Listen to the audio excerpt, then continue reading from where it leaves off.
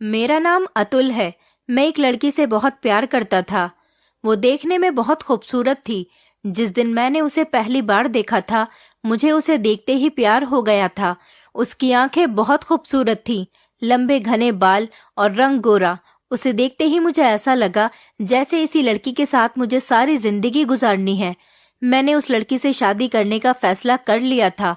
मैंने अपनी मम्मी को उस लड़की के घर रिश्ता लेकर भेज दिया था। लड़की के घर वाले गरीब थे। उन्होंने रिश्ता एक्सेप्ट कर लिया क्योंकि उन्हें मुझ जैसा स्मार्ट और अमीर दामाद मिलने वाला था जो उनकी बेटी का बहुत ख्याल रखता। मुझे बहुत खुशी हो रही थी कि मेरी शादी मेरी पसंद की लड़की से होने जा रही है। मेरी उससे कोई बातचीत तो नहीं हुई थी, बस मैंने उसे देखते ही फैसला कर लिया था कि मैं इसके घर रिश्ता भेज दूंगा। लड़की खूबसूरत थी, इसलिए मेरी मम्मी भी आसानी से मान गई थी।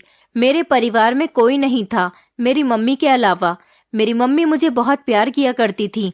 मेरे पास बहुत सारी दौलत थी। मैं डॉक्टर था और बड़े अस्पताल में मेरी नौकरी लगी हुई थी। महीने का अच्छा कमा लेता था। घर में बहुत सारे नौकर थे। जिस लड़की से मेरी शादी होने वाली थी, उसकी खूबसूरती देखते हुए हर दिन उसके घर में रिश्ता आ जाता था। पर मेरी मम्मी ने लड़की वालों के ऊपर मेरी वजह से ज्यादा दबाव डाला, तो उन लोगों को अपनी बेटी की शादी मेरे साथ ही करनी पड़ गई। मुझे खुशी थी कि उन लोगों ने मेरी मम्मी के कहने का मान रख लिया था। इसी तरह मेरी शादी कुछ ही दिनों बाद उस लड़की के साथ हो गई थी। शादी के बाद मेरी जिंदगी अच्छी गुजर रही थी। मेरी पत्नी के कदम मेरी आने वाली जिंदगी में बहुत शुभ हुए थे। मेरी कामयाबी के दिन आ गए थे। मैं शहर का फेमस सर्जन बन गया था और मेरी पत्नी मेरे साथ बहुत खुश थी। मेरी पत्नी का नाम अर्चना था। वो मेरी मम्मी का भी बहुत ख्याल रखती थी। वैसे तो हमारे घर में हर काम का एक अलग नौकर था। घर में बहुत सारी नौकरानियां भी मौजूद थी।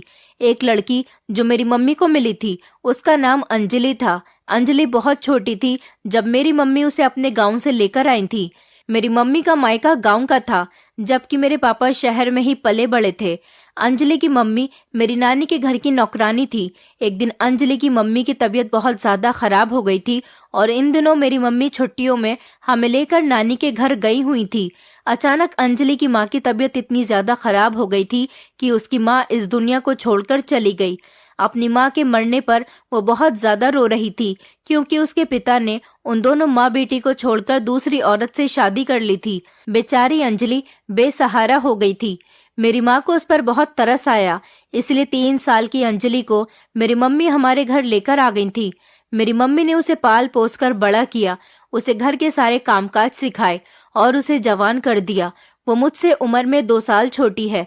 वो हमारे घर में नौकरानी की तरह काम करती है, बल्कि मेरी मम्मी ने उसे अपने घर की सारी जिम्मेदारी दे रखी है। वो मेरी मम्मी का बहुत ख्याल रखती है। जब से मेरी पत्नी आई है, मैं देख रहा हूँ कि वो कुछ बुझी बुझी सी रहती है। मैं तो शुरू से ही उससे ज्यादा बातचीत नहीं करता। जब से बड़ा हुआ हूँ उससे बातचीत कम कर दी है, लेकिन जब छोटा था तो उसी के साथ खेला करता था। इसी तरह से वो हमारे घर की एक फैमिली मेंबर बन गई थी। मेरी मम्मी को तो अब उसकी आदत हो गई थी। उसने मेरी मम्मी को माँ की जगह दे दी थी। अंजलि शुरू से ही हमारे घर को बहुत अच्छी तरह से संभाल रही थी और हमारे घर की सबसे ज्यादा भरोसेमंद नौकरानी थी। मेरी मम्मी का कहना था कि वो भी अब जवान हो गई है, इसलिए वो उसके लिए अच्छा सा रिश्ता तलाश करके उसकी शादी कर देंगी। इधर मैं हॉस्पिटल से घर आता तो मेरी पत्नी मेरा अच्छे से तैयार होकर वेलकम करती थी। उसे देखते ही मेरा चेहरा खुशी से खिल उठता था। काफी दिनों से मेरी मम्मी की तबीयत खराब चल रही थी। अंजलि उनका पूरा ध्यान रख रही थी। इधर मेरी पत्नी हनीमून पर जाने की जिद कर रही थी। अब भला मेरी माँ की इतनी ज्यादा तबीयत खराब थी तो मैं अपनी मम्मी को बीमार छोड़कर कैसे जा सकता था। लेकिन मेरी पत्नी ने तो अपना मूड ही खराब कर लिया था। अंजलि ने मुझे भरोसा दिलाया कि वो मेरी मम्मी का ख्याल रखेगी। अगर कोई भी ऊंच नीच वाली बात हुई तो वो फौरन मुझे कॉल करके बता देगी। इधर अपनी पत्नी का नाराज होना और इधर मम्मी की तबीयत खराब होने से मैं बहुत ज्यादा टेंशन में आ गया था। मुझे अंजलि पर पूरा भरोसा था, इसलिए मैं उसके भरोसे अपनी मम्मी को छोड़कर हनीमून पर चला गया था। हम लोग हनीमून पर मनाली गए थे। वहां मैंने नोटिस किया कि मेरी पत्नी के पास बार बार किसी की कॉल आ रही है। मैंने उससे पूछा भी तो उसने कहा कि कोई नहीं है, बस कंपनी वाले इसी तरह से परेशान करते रहते हैं। 15 दिन का ट्रिप पूरा होने के बाद हम लोग अपने घर वापस आ गए थे। अंजलि ने मम्मी का अच्छी तरह से ख्याल रखा था, लेकिन मम्मी की तबीयत अभी तक ठीक होने का नाम नहीं ले रही थी। अभी भी उनकी हालत सीरियस थी। मेरी पत्नी हनीमून से आने के बाद बहुत ज्यादा खुश थी, क्योंकि उसे हमारे घर पर बहुत ज्यादा ऐशो आराम मिल रहा था। मेरी पत्नी और अंजलि की आपस में अच्छी दोस्ती हो गई थी। अंजलि ने मेरी पत्नी को अपनी पूरी जिंदगी के बारे में बता दिया था। कुछ दिनों बाद मेरी मम्मी की डेथ हो गई थी। मुझे अपनी मम्मी की मौत का सबसे ज्यादा अफसोस हुआ था। कुछ दिन तक तो हम लोगों ने बहुत ज्यादा गम किया, लेकिन धीरे धीरे हम सब रूटीन पर आ गए थे। मेरी मम्मी की मौत का सबसे ज्यादा सदमा अंजलि को हुआ था, क्योंकि वो मेरी मम्मी का बहुत ख्याल रखती थी और उसने बचपन से ही मेरी मम्मी को अपना सब कुछ माना हुआ था। मैं तो हॉस्पिटल चला जाया करता था, लेकिन इस बात से बेफिक्र था कि अंजलि मेरी पत्नी का भी अच्छी तरह से ख्याल रख लेगी। वो हर काम अच्छी तरह से संभाल लिया करती थी। उसने मेरी पत्नी को बहुत अहमियत देना शुरू कर दी थी। एक दिन मेरी पत्नी मेरे साथ मार्केट चली गई थी। वहां से आने के बाद वो बहुत ज्यादा थक गई थी। अंजलि को जब पता चला कि मेरी पत्नी बहुत ज्यादा थक गई है, तो वो हमारे कमरे में आ गई। मेरी पत्नी बिस्तर पर ही लेटी हुई थी और मैं लैपटॉप चलाने में बिजी था। अंजलि ने मेरी पत्नी को थका थका देखा तो कहने लगी, आज आप बहुत थक गई हो, मैं आपकी टांगे दबा देती हूँ। मेरी पत्नी ने बिना हिचकिचाए और बिना उससे मना किए टांगे दबाने पर राजी हो गई। मैं तो ये सब सुनकर चौंक गया था कि मेरी पत्नी उसे इस काम के लिए मना भी तो कर सकती थी, क्योंकि मेरी पत्नी को हमारे घर में आने के बाद अमीरों वाली फीलिंग आने लगी थी। वो सारे नौकरों के ऊपर भी किसी महारानी की तरह हुक्म चलाती थी। मैंने अंजलि को मना भी किया कि वो रहने दे, मैं अर्चना को थकान उतारने की दवाई दे देता हूँ, लेकिन मेरी पत्नी ने कहा कि जो सुकून टांगे दबाने से मिल सकता है वो दवाई से नहीं मिलेगा, तुम मेरी टांगे दबा दो। मुझे एहसास हुआ कि मेरी पत्नी ने मेरी बात का जवाब बहुत सख्ती से दिया था। मुझे उसका इस तरह से बोलने का अंदाज बिल्कुल भी पसंद नहीं आया था। पहले तो अंजलि मेरी पत्नी के लिए हल्दी वाला दूध बनाकर ले आई। वो पीने के बाद मेरी पत्नी के पैर दबाने के लिए बैठ गई। दरअसल अंजलि बहादुर और नरम दिल की लड़की थी। अगर उससे कोई भी किसी काम के लिए कह देता था तो वो मन लगाकर उस काम को करती थी। कभी उसने किसी के काम को मना नहीं किया था। वो बहुत मेहनती थी। अंजलि अर्चना के लगातार पूरे 1 घंटे तक पैर दबाती रही थी। बहुत ज्यादा रात हो गई थी। मैं तो लैपटॉप बंद करके सो गया था। इधर मेरी पत्नी भी सो चुकी थी। मैंने अंजलि से कहा, अंजलि अब तुम जाओ, मैं कमरा बंद करने वाला हूँ, अर्चना अब सो चुकी है। अंजलि कमरे से बाहर चली गई थी और इतनी ही देर में हम लोग भी सो गए थे। अगले दिन फिर ऐसा ही हुआ। जैसे ही मैं रात को अस्पताल से घर आता तो देखता कि अंजलि घर का सारा काम कर रही होती और मेरी पत्नी कमरे में आराम कर रही होती थी। मैंने चारों तरफ नजर दौड़ाकर देखा तो अंजलि के अलावा मुझे कोई भी नौकर घर में दिखाई नहीं दे रहा था। मुझे लगा कि शायद नौकर छुट्टी पर होंगे, लेकिन हम लोग खाना भी खा चुके थे। पर मुझे अंजलि के अलावा घर में कोई भी नौकर दिखाई नहीं दे रहा था। इधर मेरी पत्नी कमरे से बाहर नहीं निकल रही थी। उसे तो बस आराम के अलावा कोई दूसरा काम ही नहीं था। जब देखो कमरे में या तो टीवी देखती रहती थी या फिर मोबाइल में बिजी रहती थी। अगले दिन भी ऐसा हुआ था। घर में मुझे कोई नौकर दिखाई नहीं दे रहा था। जब मैंने इस बारे में अंजलि से पूछा कि घर के सारे नौकर कहाँ गए, तो उसने कहा कि अर्चना ने सारे नौकरों को घर से निकाल दिया। ये बात सुनकर मुझे बहुत गुस्सा आया था। आखिर वो सारे नौकर मेरी मम्मी ने रखे थे और सारे ही नौकर भरोसे वाले थे। अंजलि को छोड़कर घर में कोई भी नौकर नहीं था। घर के काम का सारा बोझ अंजलि के कंधों पर ही था। मुझे ये सब देखकर बहुत गुस्सा आया था। मैं फौरन कमरे में अपनी पत्नी के पास गया और उससे कहने लगा कि तुमने ये क्या हरकत की है? आखिर तुम्हारी हिम्मत कैसी हुई सारे नौकरों को काम से निकालने की? उसने प्यार से मुझे गले लगा लिया और कहने लगी कि मैं अंजलि के साथ मिलकर घर का काम कर लिया करूंगी। मुझे अच्छा नहीं लगता। घर में इतने सारे मर्द नौकर हैं और सिर्फ अकेली अंजलि लड़की है। आजकल के नौकरों पर भरोसा नहीं करना चाहिए। अंजलि जवान लड़की है और खूबसूरत है। मुझे हमेशा उसकी फिक्र लगी रहती है। ऐसी लड़कियों के साथ कोई भी कुछ भी गलत कर सकता है। इसलिए मैंने सारे मर्द नौकरों को घर से निकाल दिया। आप फिक्र मत करो, कुछ दिनों के बाद मैं 2-3 नौकरानियों का इंतजाम कर लूंगी और जब तक नौकरानियां नहीं आ जाती मैं अंजलि के साथ घर के काम में उसका हाथ बटा लिया करूंगी। इतने प्यार से जब मुझे अर्चना ने ये बात समझाई तो मुझे उसके ऊपर प्यार आने लगा था। मैं समझ गया था कि वो क्या करना चाहती है। उसे अंजलि की ही फिक्र हो रही थी। अंजलि और अर्चना एक साथ मिलकर घर को बहुत अच्छे से संभाल रही थी। मैं ये सब देखकर बहुत खुश हो रहा था। घर का माहौल बहुत अच्छा हो गया था। मैं तो घर की तरफ से बहुत बेफिक्र हो गया था। मैं देखता कि हर दिन अंजलि अर्चना के रोजाना पैर दबाती और उसके शरीर की मालिश करती थी। अर्चना मुझसे अंजलि की बहुत तारीफ करती थी। एक दिन मुझसे अर्चना ने कहा कि मैं कुछ दिनों के लिए अपने मायके जाना चाहती हूँ। मैंने उसे उसके घर जाने की परमिशन दे दी, क्योंकि जब से हमारी शादी हुई थी वो अपने मायके गई भी नहीं थी। जब मैंने उसे मायके जाने की परमिशन दी तो वो बहुत ही खुश हो गई थी। वो पूरे 1 महीने के लिए अपने मायके जा रही थी। उसने अपनी पैकिंग भी कर ली थी। मैं अगले दिन सुबह के टाइम पर अर्चना को उसके मायके छोड़ आया था। उसके बाद मैं वहीं से ही हॉस्पिटल चला गया था। आज हॉस्पिटल में मुझे बहुत ज्यादा काम था और मैं बहुत थक गया था। मेरे पैर भी बहुत दर्द कर रहे थे, इसलिए मैं बहुत थका हारा घर आया था।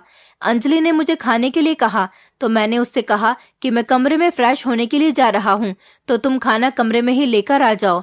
अंजलि ट्रे में खाना लेकर मेरे कमरे में आ गई। उसने मुझसे कहा, आज आप बहुत थके हुए लग रहे हो। मैंने कहा, हाँ मैं थक तो बहुत गया हूँ। कोई बात नहीं, खाना खाने के बाद आराम कर लूंगा तो थकान दूर हो जाएगी। अंजलि कहने लगी, तुम फिक्र मत करो, मैं तुम्हारे शरीर की मसाज कर देती हूँ, तुम्हें कुछ सुकून मिल जाएगा। मुझे अच्छा नहीं लगा उससे मसाज के लिए कहना, इसलिए मैंने उसे मना कर दिया, पर वो मुझसे बहुत जिद करने लगी। तो फिर मैंने उससे कहा, ठीक है, मैं खाना खा लूं, उसके बाद कुछ देर टहल लूंगा। जब मैं लेटूंगा तो तुम मेरी बॉडी की मसाज कर देना। अंजलि मेरे खाना खाने का इंतजार कर रही थी। कुछ देर के बाद मेरे बिना कहे ही वो मेरे कमरे में आ गई और उसने मेरी कमर पर मसाज करना शुरू कर दिया। उसके हाथ से मसाज करवाकर ऐसा लग रहा था जैसे मेरे शरीर का सारा दर्द खत्म हो गया। थकान तो जैसे बिल्कुल ही गायब हो गई है। सच में अंजलि के हाथों में जादू था। आज मुझे एहसास हुआ था कि मेरी पत्नी क्यों अंजलि के हाथ से मसाज करवाना पसंद करती थी, क्योंकि अंजलि के हाथों से मसाज करवाने पर मुझे बहुत सुकून और राहत मिल रही थी। काफी देर मसाज करने के बाद अंजलि ने अपने हाथ रोक दिए थे। उसके बाद मैंने अंजलि को खुश होकर अपने पर्स से थोड़े से पैसे निकाल कर दिए। ये देखकर वो शर्माने लगी थी और कहने लगी, अतुल, अब तुम मुझे पैसे देकर शर्मिंदा कर रहे हो। तुम्हें पता है, बचपन से लेकर आज तक मैंने इस घर में कोई भी काम पैसों के लिए नहीं किया। ये मेरा अपना घर है और तुम भी तो मेरे अपने हो। भला मैं तुमसे पैसे लेती हुई अच्छी लगूंगी क्या? ये सुनकर मैंने उससे कहा कि ये पैसे तुम्हारी मेहनत के हैं। तुम्हें भी तो भला अपने गुजारे के लिए पैसों की जरूरत होती होगी। तुमने कभी पैसे मांगे ही नहीं, ये तो मैं तुम्हें अपनी खुशी से दे रहा हूँ। ये बात सुनकर अंजलि ने मुझसे वो पैसे ले लिए और कहने लगी, वैसे मुझे पैसों की कोई जरूरत नहीं, तुम्हारे घर में हर चीज मौजूद है। मैं ये पैसे सिर्फ तुम्हारी खुशी के लिए ले रही हूँ। मेरी पत्नी घर पर मौजूद नहीं थी। आज काफी दिनों के बाद मैंने अंजलि से खुलकर बातचीत की थी, क्योंकि शादी से पहले भी अंजलि मुझसे इस तरह से बातचीत नहीं करती थी। अगले दिन फिर से अंजलि ने ऐसा ही किया। मुझे खाना देने के बाद उसने कहा कि मैं तुम्हारे शरीर की मालिश कर देती हूँ, तुम्हारी थकान उतर जाएगी। अंजलि जब मेरी मालिश करती थी तो मुझे ऐसा लगता था जैसे मुझे बहुत गहरी नींद आ रही है, क्योंकि उसके हाथों में एक अजीब सा नशा था। इसी तरह से काफी दिन गुजर गए थे। रोज ऐसा ही होता रहा था। मुझसे अंजलि को मालिश करवाने से मना करने की हिम्मत ही नहीं होती थी, क्योंकि मुझे भी अब उसके हाथों की आदत हो गई थी। उसके हाथ से मालिश करवाने के बाद इतनी अच्छी नींद आती कि सुबह को ही मेरी आंख खुलती थी। मेरी पत्नी तो मायके जाने के बाद मुझे वो बिल्कुल ही भूल गई थी। वो मुझे कॉल भी नहीं करती थी, बल्कि अगर कॉल करती तो कहती कि मैं मम्मी के साथ शॉपिंग करने के लिए जा रही हूँ, मेरे अकाउंट में पैसे डाल दो। या फिर वो अपनी मर्जी की कोई ना कोई चीज मंगवाने के लिए ही मुझसे कॉल किया करती थी। उसे गए हुए 1 हफ्ता हो गया था, लेकिन अभी तक उसने कॉल पर मुझसे ये नहीं पूछा था कि तुम कैसे हो, तुम क्या कर रहे हो। बस वो अपने काम के लिए कॉल करती और अपना काम पूरा हो जाने के बाद फोन बंद कर दिया करती थी। मेरी पत्नी अपने मायके के लिए 1 महीने का कहकर गई थी, लेकिन पूरे 15 दिन बाद वो घर पर वापस आ गई थी। उसके बिहेवियर में मुझे कुछ चेंजेस नजर आ रहे थे। मैं उसकी खातिर सब कुछ करना चाहता था, मगर वो तो न जाने अपनी अलग ही दुनिया में खोई हुई थी। सारा दिन कमरे में रहती, कमरे से बाहर ही नहीं निकलती थी। अगर मैं उसे कहीं बाहर घुमाने की बात करता तो वो मुझे फौरन मना कर दिया करती थी। कुछ दिन वो फिर घर पर रही और उसके बाद फिर उसने कहा कि मैं अपने मायके जाना चाहती हूँ। मैं तो उसकी हर खुशी में राजी रहता था, इसलिए उसने जैसा मुझसे कहा मैंने वैसा ही कर दिया। वो मायके गई तो 50,000 रुपए अपने खर्चे के लिए ले गई थी। मैंने खुशी खुशी उसे पैसे दे दिए थे, क्योंकि मेरा जो कुछ भी था वो उसका ही तो था। लेकिन इधर मैं देख रहा था कि अंजलि मेरे बहुत करीब आने की कोशिश कर रही थी। अंजलि हर दिन मुझसे कहती कि मैं आपके शरीर की मालिश कर देती हूँ, या फिर वो कहती कि मैं आपके पैर दबा देती हूँ। वो मेरी पत्नी के सामने भी ये सब कुछ करती तो मुझे इस बात से हैरत होती कि मेरी पत्नी को इस बात से कोई मतलब नहीं होता था। वो किसी पराई लड़की से मेरे शरीर की मालिश करवाने देती थी। मुझे ये सब कुछ बड़ा ही अजीब लगने लगा था। एक दिन मैंने अंजलि से कहा, अंजलि तुम्हारे हाथों में तो सच में जादू है, इसीलिए तो मेरी सारी थकान उतर जाती है। अंजलि कहने लगी, अतुल मुझे तुम्हारे सारे काम करने ही बहुत अच्छे लगते हैं।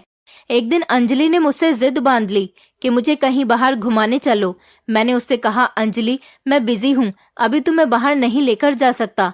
लेकिन वो जबरदस्ती मेरे पीछे पड़ गई। कहने लगी, मुझे तो बाहर ही जाना है, प्लीज मुझे लेकर चलो, तुम्हारी बहुत मेहरबानी होगी। अस्पताल में पेशेंट मेरा इंतजार कर रहे थे। मुझे अच्छा नहीं लगा ज्यादा अंजलि से इनकार करना, क्योंकि वो बेचारी हमारे लिए बहुत कुछ करती थी। आज तक हमने उसके लिए किया ही क्या था। मैं अंजलि को लेकर एक कैफे में चला गया। कैफे जाने के बाद मैंने देखा कि अंजलि बड़ी अजीब अजीब सी हरकतें कर रही थी। वो न जाने चारों तरफ किसको ढूंढ रही थी। मेरी तो कुछ भी समझ में नहीं आ रहा था। मैंने अंजलि से कहा, अंजलि तुम यहाँ ऐसे इस तरह से बिहेव क्यों कर रही हो? लोगों को हम पर शक होने लगेगा। अंजलि कहने लगी, यहाँ पर मेरी एक दोस्त आने वाली थी। मैं सोच रही थी कि आपको अपनी दोस्त से मिलवा दूं, लेकिन वो मुझे कहीं नजर नहीं आ रही। मैंने कहा, लेकिन तुम्हारी तो कोई दोस्त ही नहीं है। मेरी इस बात पर अंजलि खामोश हो गई थी। कहने लगी, मेरी दोस्त है, वो हमारे घर के आसपास की ही है। उसकी शादी हो गई है। वो अपने पति के साथ यहाँ आने वाली थी। शायद वो थोड़ी देर के बाद यहाँ आए। मैंने अंजलि से कहा, तुम यहाँ कुछ खाने पीने आई हो या फिर अपनी दोस्त से मिलने के लिए आई हो? मैंने अंजलि को कहा, चलो मैं तुम्हें घर ड्रॉप कर देता हूँ, मुझे हॉस्पिटल भी जाना है, वहां पर मेरे पेशेंट इंतजार कर रहे होंगे। अंजलि ने थोड़ी देर करते हुए मेरे पूरे 2 घंटे खराब कर दिए थे। ना तो उसने कुछ खाया पिया था और ना ही वो मुझसे किसी तरह की कोई बात कर रही थी। मैं नोटिस कर रहा था कि उसकी नजरें चारों तरफ दौड़ रही थी। फिर 2-2.5 घंटे पूरे होने के बाद अंजलि ने अपना मुंह लटकाते हुए कहा, चलो आप मुझे घर छोड़ दो। मैंने उसे घर ड्रॉप कर दिया था। मुझे तो अंजलि अब पागल लगने लगी थी, क्योंकि आज जो उसने हरकत की थी बिल्कुल पागलों वाली ही की थी, क्योंकि घर से बाहर निकलने का उसका मुझे कोई मकसद ही समझ नहीं आया था। फिर रात को जब मैं घर आया तो अंजलि मुझसे कहने लगी, अतुल मैं तुमसे एक बात करना चाहती हूँ। मैंने उससे कहा, हाँ बताओ, क्या बात करना चाहती हो? तो उसने बातों को घुमा फिराकर मुझे बताना शुरू किया। न जाने वो क्या बताना चाह रही थी, मेरी तो कुछ भी समझ में नहीं आया था। सच में अंजलि पागल हो चुकी थी। मैंने अंजलि से कहा, पहले तुम सोच लो कि तुम्हें क्या कहना है, उसके बाद मुझसे बात करना। मैंने उसे डांट दिया था और वो खामोश हो गई थी, क्योंकि वो मेरा टाइम वेस्ट कर रही थी। कुछ दिनों बाद मेरी पत्नी अपने मायके से जब घर वापस आई तो वो बहुत खुश नजर आ रही थी। आते ही उसने मुझे गले से लगा लिया और मेरी पत्नी ने कहा कि मुझे आपसे कुछ पेपर्स पर साइन चाहिए। मैंने कहा, ठीक है, मुझे दिखा दो पेपर्स, मैं साइन कर दूंगा। अर्चना ने मुझे वो पेपर्स पढ़ने ही नहीं दिए। उसने कहा कि ये पेपर्स एक एनजीओ के पेपर्स हैं, जहां पर मैं भारी डोनेशन करना चाहती हूँ। मैं वो डोनेशन अपने अकाउंट से कटवा दूंगी, और सबसे अच्छी बात तो यह है कि मुझे एनजीओ का ओनर बनाया जा रहा है। मैंने अर्चना से कहा कि ये तो बहुत अच्छी बात है। मैं अपनी पत्नी के इस नेक काम से बहुत खुश हुआ था। मैंने खुशी खुशी उन पेपर्स पर साइन कर दिया और अपनी पत्नी को बहुत ही प्यार किया। मेरी पत्नी के सामने ही फिर से अंजलि कमरे में आ गई थी। उसने कहा, अतुल मैं तुम्हारी मालिश कर देती हूँ, आओ लेट जाओ। लेकिन मैं आज मालिश नहीं करवाना चाहता था, क्योंकि आज बहुत दिनों के बाद मुझे अपनी पत्नी के साथ टाइम स्पेंड करने का मौका मिला था। मैंने अंजलि से कमरे से बाहर जाने के लिए कहा और कहा कि आज नहीं, आज तुम कमरे से चली जाओ, आज मेरी मालिश मेरी पत्नी करेगी। अर्चना मेरी तरफ देखकर कुछ कंफ्यूज सी हो गई थी। उसने अंजलि से कहा, नहीं अंजलि, तुम्हारे हाथों में जादू है, तुम मेरे पति की कमर की मालिश कर दो। मुझे पता है कि मेरे पति को तुम्हारे हाथ से मालिश करवाने पर बहुत सुकून मिलता है। ये कहते हुए अर्चना कमरे से बाहर चली गई थी। मुझे अर्चना की इस बात पर बहुत गुस्सा आया था, क्योंकि काफी टाइम हो गया था हम दोनों को अकेले में एक साथ टाइम स्पेंड करे हुए। मैं अकेले में अर्चना से कुछ बातें करना चाहता था, उसके साथ थोड़ा अपना मूड अच्छा करना चाहता था, लेकिन वो मेरी इस बात को समझ ही नहीं रही थी। काफी दिनों से जब मैं थका हारा घर पर आ जाता तो वो कमरे में सो जाती थी, या फिर इतने दिनों से तो वो अपने मायके में रह रही थी। उसे मेरी बात को समझना चाहिए था। आखिर मैं उसका पति हूँ, मैं उसके साथ टाइम स्पेंड नहीं करूंगा तो फिर किसके साथ करूं। मुझे भी गुस्सा आ गया था। मैंने अंजलि को डांट कर कमरे से भेज दिया था। अंजलि की आंखों में आंसू देखकर मेरा दिल तड़पने लगा था। वो बेचारी कमरे से बाहर चली गई थी और बहुत ज्यादा रोने लगी थी। आखिर इस सब में उसकी क्या गलती थी? वो भी तो मेरी थकान उतारने के लिए ही ये सब कुछ कर रही थी। मैं कमरे से बाहर निकला और अंजलि के कमरे में चला गया। वहां जाकर मैंने अंजलि से माफी मांगी, क्योंकि मुझे लगा था कि मैंने उस बेचारी को डांटकर अच्छा नहीं किया। काफी देर तक तो अंजलि खामोश रही। फिर उसके बाद उसने कहा कि मैं ये सब कुछ आपके फायदे के लिए ही करती हूँ।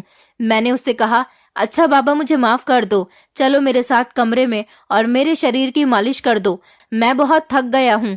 अंजलि मेरे कमरे में मेरे साथ आ गई और तेल लगा लगाकर मेरी कमर की मालिश करने लगी।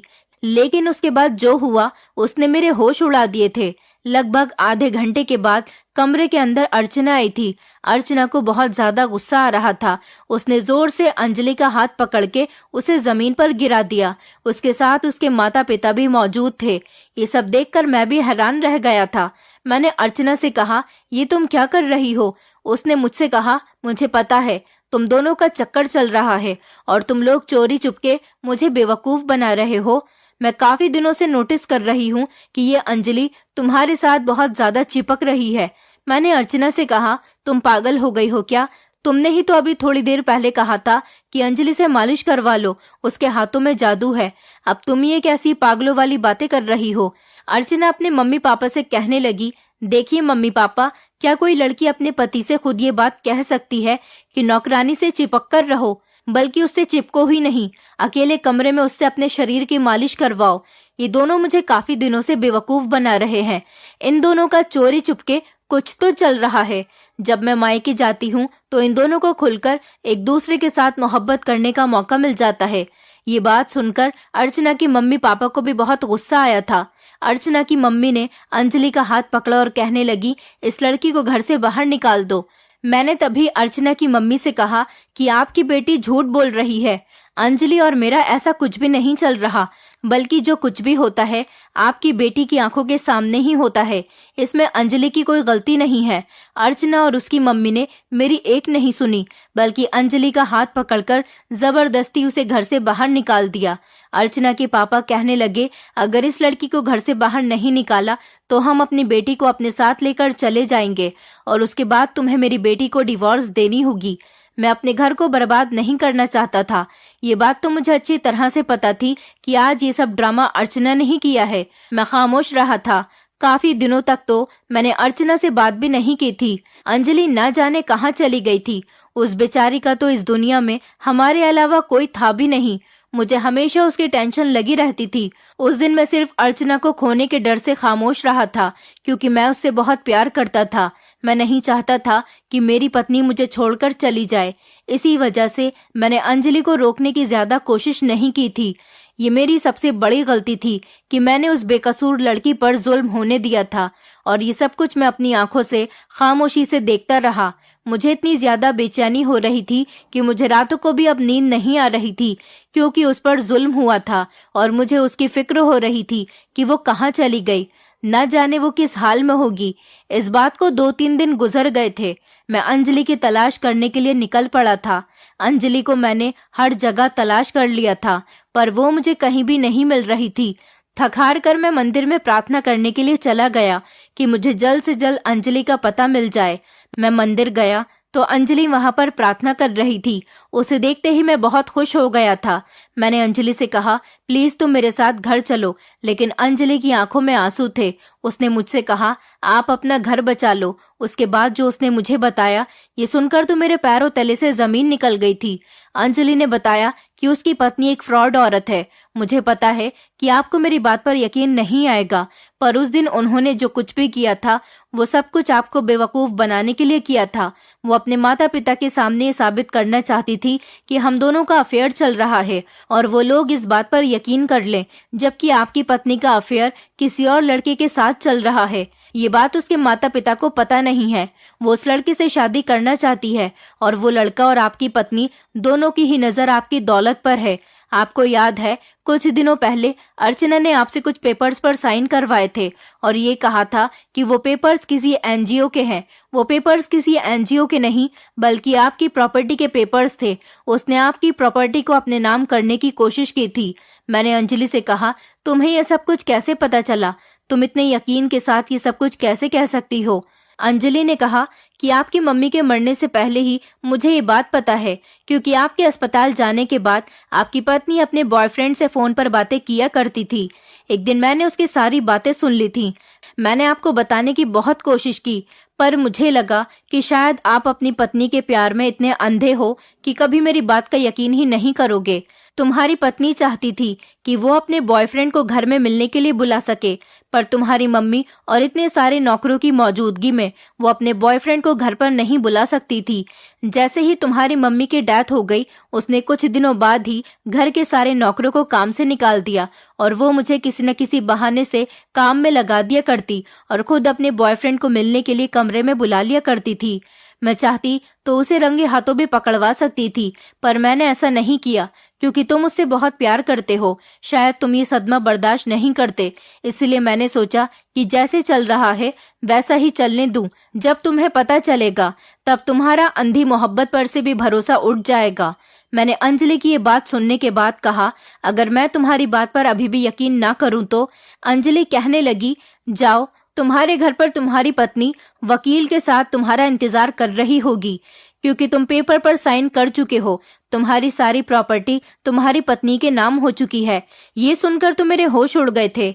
मैंने अंजलि से कहा कि मेरे साथ घर चलो पहले।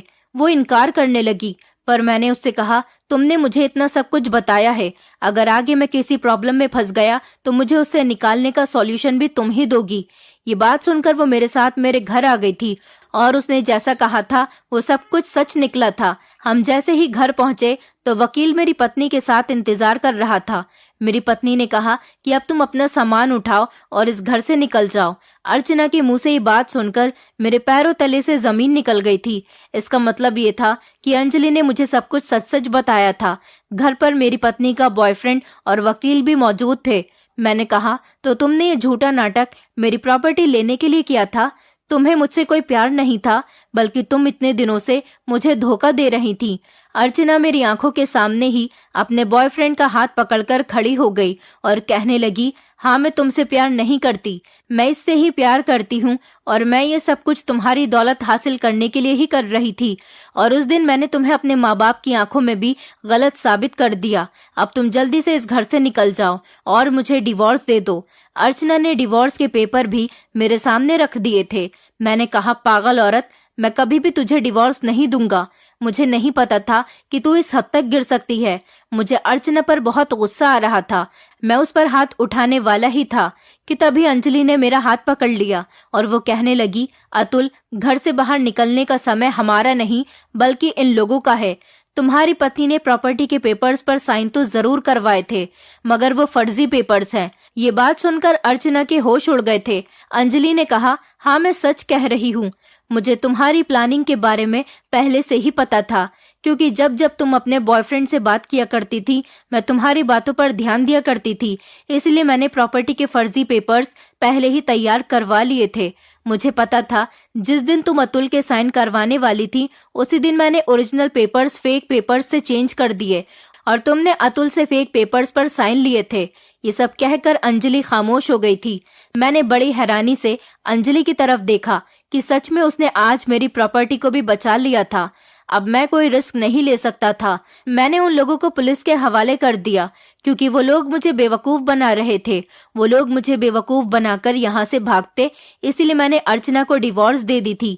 डिवोर्स पेपर्स पर साइन करने के बाद पुलिस अर्चना को अपने साथ ले गई थी। 420 के केस में अर्चना और उसके बॉयफ्रेंड को अरेस्ट कर लिया गया था। वो जो वकील हमारे घर आया था, उसने तो उन लोगों का केस लेने के लिए साफ इनकार कर दिया था क्योंकि वो इस मैटर में फंसना नहीं चाहता था। मैंने अर्चना की तरफ से अंजलि से माफी मांगी और उसे थैंक यू भी कहा। उसने मेरी सच में बहुत हेल्प की थी। अंजलि कहने लगी, मैं बचपन से ही तुमसे बहुत प्यार करती हूँ, पर कभी तुमसे इस बारे में कहने की हिम्मत नहीं हुई कि कहीं तुम मुझे रिजेक्ट न कर दो, क्योंकि हूँ तो मैं तुम्हारे घर की नौकरानी ही। भला तुम मुझ जैसी लड़की से शादी कैसे कर सकते थे? मैं जानती थी कि तुम अपनी पत्नी से बहुत प्यार करते हो, इसलिए मैंने तुम्हें शादी से पहले भी ये बात नहीं बताई थी, क्योंकि इंसान को शादी उसी से करनी चाहिए जिसे वो पसंद करता हो। ये बात कहकर अंजलि खामोश हो गई थी। मैंने उससे कहा, पर कभी कभी अपनी पसंद में खोट भी निकल आती है। देखो अर्चना ने मेरे साथ क्या किया। अगर तुम शादी से पहले मुझे बता देती कि तुम मुझसे प्यार करती हो और शायद मेरे दिल में तुमसे शादी करने का ख्याल आ जाता, तो आज मेरे साथ ये सब कुछ नहीं होता। लेकिन क्या तुम अब मुझसे शादी कर सकती हो? जो हुआ उसे भूल जाओ। ये बात सुनने के बाद अंजलि बहुत खुश हो गई थी। मैंने अंजलि से शादी कर ली और हम दोनों बहुत खुशी खुशी जिंदगी गुजार रहे हैं। अर्चना के माँ बाप ने उनकी जमानत करवा दी थी। अर्चना ने घर आने के बाद मुझसे बहुत माफी मांगी, पर मैं तो उसे डिवोर्स दे चुका था और अंजलि से मैंने शादी कर ली थी। अब मैं दोबारा इस फ्रॉड औरत पर भरोसा नहीं कर सकता था। अर्चना अपने किए पर बहुत पछताती है क्योंकि उसके बॉयफ्रेंड ने सिर्फ उससे इसलिए प्यार किया था क्योंकि उसे अर्चना के थ्रू मेरी प्रॉपर्टी मिल सकती थी। जमानत होने के बाद तो उसने भी अर्चना को रिजेक्ट कर दिया था और अब अर्चना दर दर की ठोकरें खा रही है और मैं अपनी पत्नी के साथ अपनी जिंदगी में बहुत खुश हूँ। दोस्तों, उम्मीद करती हूँ आपको हमारी कहानी पसंद आई होगी। कहानी पसंद आई है तो वीडियो को लाइक करें, चैनल पर नए हैं तो चैनल को सब्सक्राइब करें और हाँ, नोटिफिकेशन बेल को जरूर दबाएं ताकि अगली अपडेट सबसे पहले आपको मिले।